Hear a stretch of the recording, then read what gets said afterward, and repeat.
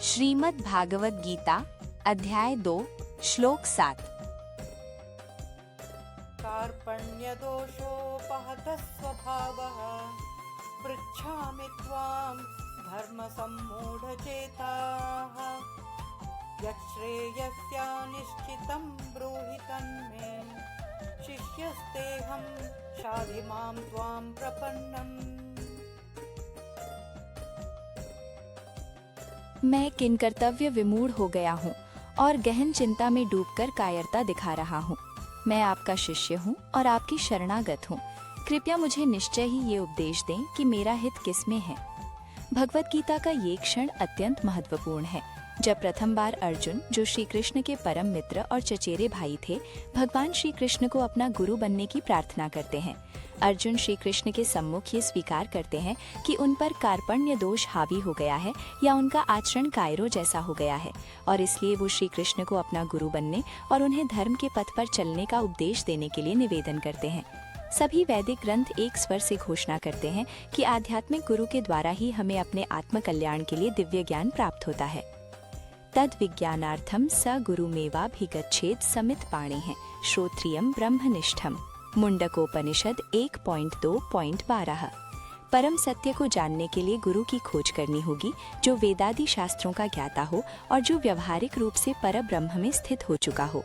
तस्मात् गुरुम प्रपद्येत जिज्ञासु श्रेय उत्तमम शाब्दे पर च निष्णातम ब्रह्मण्यो उपशमाश्रयम। श्रीमद् भागवतम 11.3.21। सत्य की खोज करने वालों को आध्यात्मिक गुरु के प्रति पूर्ण शरणागत होना चाहिए, जो वैदिक ग्रंथों के सार को भली भांति समझता है और भौतिक संसार की उपेक्षा कर भगवान के पूर्ण शरणागत होता है। रामचरितमानस में वर्णन किया गया है, गुरु बिनु भव निधि तरई न कोई, जौ विरंची शंकर सम होई। यहाँ तक कि आध्यात्मिक ज्ञान में उन्नत साधक भी बिना गुरु की कृपा के इस माया रूपी संसार को पार नहीं कर सकते। श्री कृष्ण ने स्वयं गीता के श्लोक संख्या 4.34 में वर्णन किया है, सत्य को जानने के लिए गुरु की शरण में जाओ, श्रद्धा पूर्वक उनकी सेवा करो और उनसे तत्व ज्ञान प्राप्त करो। ऐसा सिद्ध संत महापुरुष आपको ज्ञान देगा, क्योंकि वो यथार्थ को जानता है। ज्ञान प्राप्त करने के लिए गुरु की शरण में जाने की अनिवार्यता सिद्ध करने के लिए श्री कृष्ण भी गुरु की शरण में गए थे। अपनी युवा अवस्था में श्री कृष्ण 64 कलाओं की विद्या प्राप्त करने के लिए सांदीपनी गुरु के आश्रम में रहे। श्री कृष्ण के सहपाठी सुदामा ने इस विषय पर निम्न प्रकार से टिप्पणी की है, यस्य छंदोमयं ब्रह्म देह आवपनम विभो श्रेयसाम तस्य गुरुषु वासो अत्यंत विडंबनम। श्रीमद् भागवतम 10.80.45। हे श्री कृष्ण, वेद आपके शरीर के समान है, इनमें प्रकट ज्ञान आप ही हैं, इसलिए आपको गुरु बनाने की क्या आवश्यकता पड़ी।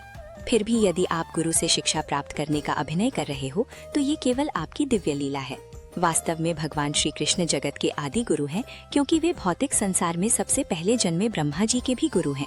उन्होंने हमारे कल्याण के लिए ये लीला रची और अपने इस दृष्टांत द्वारा हमें शिक्षित किया कि हमारी आत्मा पर माया हावी है और अज्ञान को दूर करने के लिए हमें गुरु की आवश्यकता है।